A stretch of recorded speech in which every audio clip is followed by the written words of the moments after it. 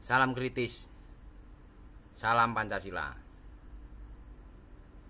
Kali ini kita bahas beberapa hal. Yang pertama adalah kontestasi politik kian memanas. Ya, panasnya di mana? Ya, ini efek Jokowi. Yang kedua adalah apakah relawan Jokowi harus mengikuti Jokowi? Kemana arah politik Jokowi? Nah, ini kita jelaskan, kita kupas. Ya, 8 hari lagi akan dilakukan pendaftaran resmi Capres-Cawapres. 8 hari lagi. Mepet waktunya, sudah sempit. Ya, sementara yang sudah fix itu pasangan Anies Baswedan dan Muhaimin Iskandar alias Caimin. Nah, antara Ganjar dengan Prabowo ini masih saling menunggu, ya, saling menunggu, saling melihat, saling mengamati, mungkin saling terekam. Ya, gambarannya gini, ya memang, ya Jokowi punya hak untuk arah politik, ya, menentukan arah politiknya.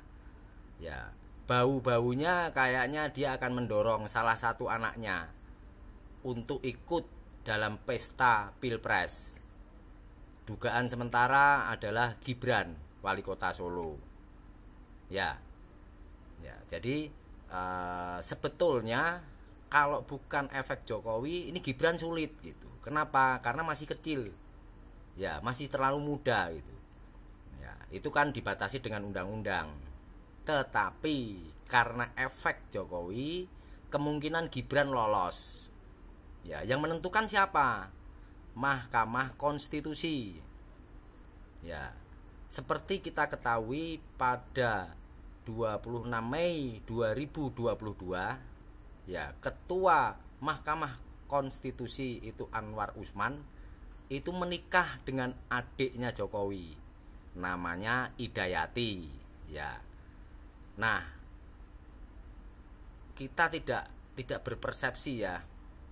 Tetapi apakah ini direncanakan dengan baik oleh Jokowi, kita kurang tahu. Tetapi ini nanti akan nyambung, ya, ketika Jokowi mendorong anaknya. Otomatis Mahkamah Konstitusi akan meloloskan, ya, meloloskan undang-undang atau aturan pembatasan umur. Ya, awalnya kan kalau nggak salah 40 tahun ke atas, sekarang boleh dengan ditambahi pasal minimal pernah memimpin provinsi atau kabupaten kota, gitulah, biar elok lah, ya, gitu. Nggak apa-apa sih, ya, nggak apa-apa. Artinya kemungkinan besar ini kan Gibran didorong Jokowi untuk maju, ya, terus Jokowi mengarahkan relawannya yang memang kuat, ya, relawan Jokowi itu kuat, diarahkan relawannya untuk dukung Gibran. Ya, disitulah sebetulnya apa ya, jadi nanti akhirnya Gibran itu jadi bonekanya Jokowi gitu. Ya dong, ya, otomatis kan keputusannya Gibran, keputusannya Jokowi. Kan Gibran belum pengalaman, yang pengalaman kan Jokowi. Ada bagusnya, ya, tetapi efek demokrasinya atau efek dari proses demokrasi ini kan apakah rusak atau tidak, itu biarlah ahli demokrasi atau ahli politik yang membahas. Kita kan hanya apa ya,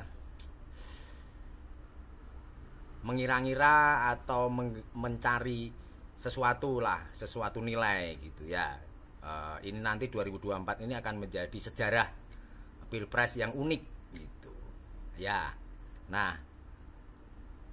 setelah nanti Gibran jadi wapres, otomatis kan Jokowi bisa mengontrol Gibran, menyarankan, dan ya mungkin memerintahkan gitu. Kenapa? Karena kan anaknya.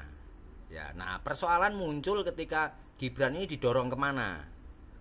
Ya, kalau didorong ke Ganjar, sulit, nggak ngefek gitu. Kenapa nggak ngefek? Karena basis suara Gibran ini kan Jawa Tengah, Solo khususnya gitu, ya. Walaupun secara nasional juga dia terkenal lah karena anaknya presiden.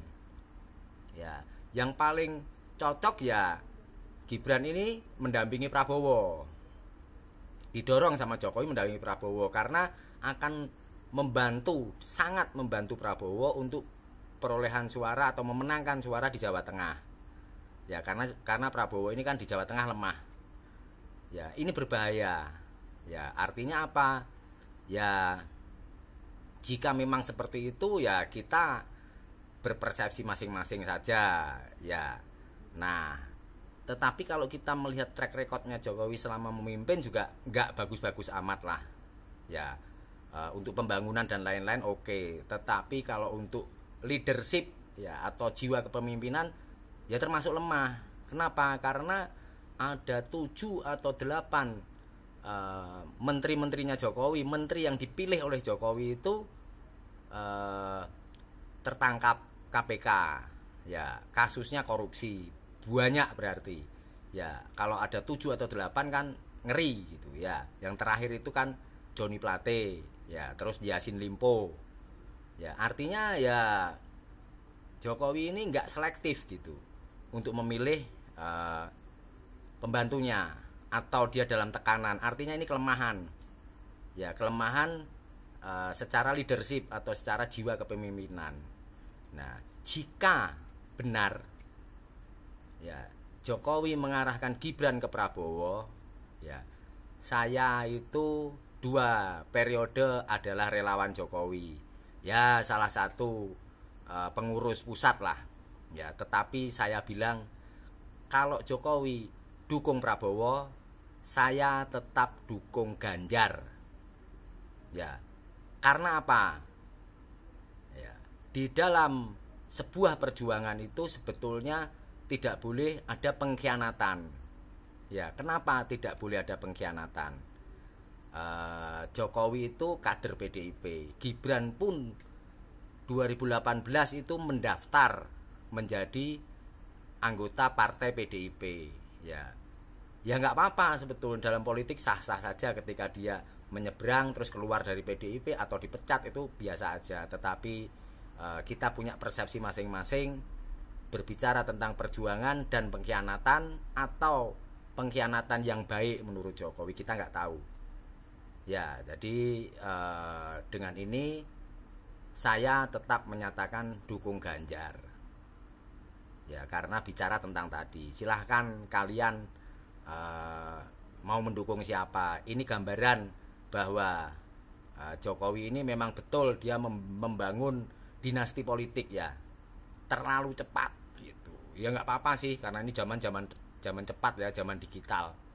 Tetapi ya dalam politik bernegara atau apa ya, demokrasi sebuah negara ya jangan terlalu instan lah. Ya, mungkin anak-anaknya Jokowi ini diajari dulu ya, dilatih di macam-macam gitu ya. Oke. Salam kritis, salam Pancasila.